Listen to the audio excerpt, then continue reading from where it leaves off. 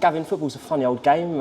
You lose a striker and turn up to Bath and dig in and get a 1-0 win to stop the rot. You must be delighted with the way we played.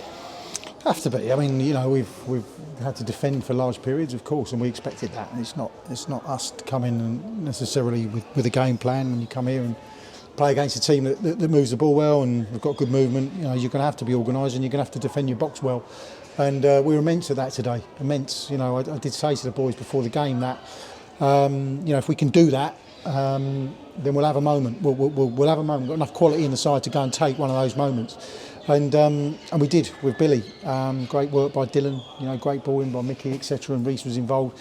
But when you take everything into consideration, with a striker on the pitch that hasn't even started a game this season,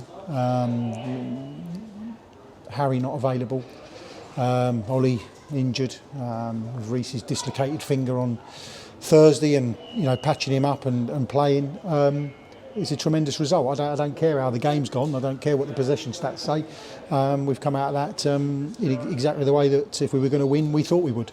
So yeah, I can't be anything but delighted. Yeah, I've got a smile on my face, and I've said to the boys after we had a little huddle there, and I just said, it's not rousing speech. I'm telling you now, each and every one of you get up to the top end of the pitch and go and thank those supporters like you've never thanked them before, because they've stuck with us.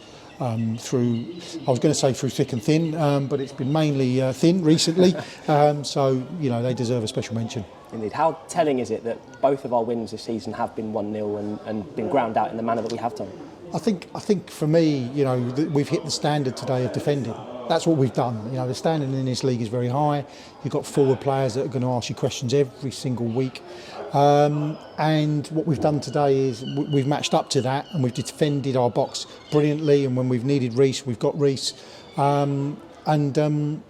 So we've probably done that on a couple of occasions. That's what I'm looking at. On other occasions, we've switched off, and we've had performances like Maidstone and things like that.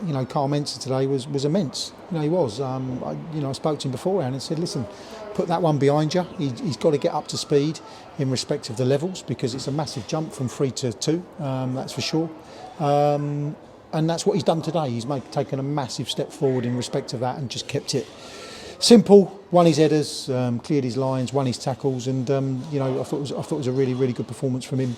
And you could go on. There was some really good performance. Billy and Lennon ran their guts out today, and the fact that we ended up almost with Smudger up top at the end of the game tells you how depleted we are.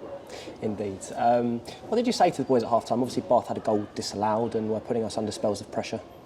Yeah, listen, there were a number of things, because we're working off of themes this season. So one was actually start to half, because we've been, if you take Truro as an example, we mentioned that at half-time, we've been guilty of coming out second half, especially being 1-0 up in that case, and not actually starting and been chasing the game within sort of 10-15 minutes of that. So there was a lot of praise went into them. The last time I really praised them was at Truro, and so I was quick to say that coming out in a Truro type 10-15 minutes after half time was not going to be an option, and I would be fuming if that's what we did, having worked so hard in that first half to maintain the levels. But I also felt that in the later throws of the first half, we started putting in an extra pass. We started finding Bex a bit better, rather than trying to hit him over the top, or trying to deal with a ball that he was never going to deal with, and the centre half was going to eat up. And we started putting an extra pass. Kenya got more in the game, and all of a sudden we looked a little bit more of a threat to be able to go forward, and you started to see Harley come into the game a little bit more instead of being pegged back, because what we started to do was put in an extra pass, or an extra couple of passes, to give us that chance of actually just getting ourselves up the pitch, and I think that was important for us.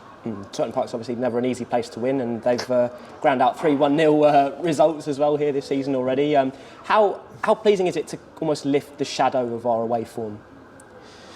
Well, listen, I'll enjoy it today, and so should all of us, so should the supporters. But there's so much hard work to do. Not only on the recruitment front. We can't go forward with effectively how we ground it out today, with Smudger almost playing up front in the end. So there's hard work to do on that front, which is proving very, very difficult to secure players at the moment. But I'm working my socks off to try and do that. But also the boys have got to come in on a Tuesday, Thursday this week, and another working week, to be able to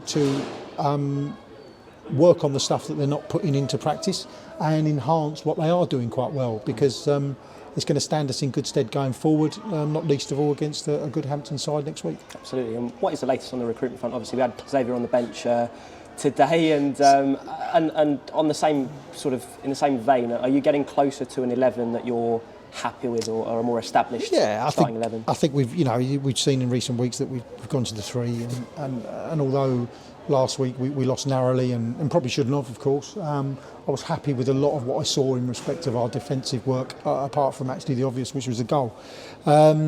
So we've gone forward with that, and a couple of sessions this week. I took a session Tuesday on working with the back line, and some of the things that I've seen today have been very pleasing, because it shows that they've taken it on board. But recruitment is ongoing. There's a couple of irons in the fire. We should have one secure player by sort of Tuesday. I would suggest that's already agreed, unless something goes horribly wrong with that. And also I'm trying to, make no bones about it, I'm trying to strengthen the forward position, because that's quite clear to see in respect of where we are with that, and the numbers that we've got, having lost Hish and Marcus and Michael leaving the club as well. We've got to go and do some work in that market. So it's an ongoing thing. I'm working on it. I've had some real disappointments this week. A player that was coming in from a National League team who has played regularly, got injured in training, so that was all signed up and ready to go, and that's got injured in training. So, and then when you say Reece dislocated his finger, there's been an element of sort of kicking you a little bit when things are a little bit down. But hey, listen, I've been, in all my managerial career, if you can call it that, I was told I was going down with my previous club just about every season. I was told that we'd be below halfway last season. And we got promoted, so I'm not going to shy away from the position that we're in at the moment. I'm a grafter. I work hard to get it better, and that's hopefully what we're going to do, because I won't shy away from it. It's my responsibility, and it's a responsibility that I take fully on board. It's helped massively by the fact that this club, particularly from the supporters' point of view, is massively behind me.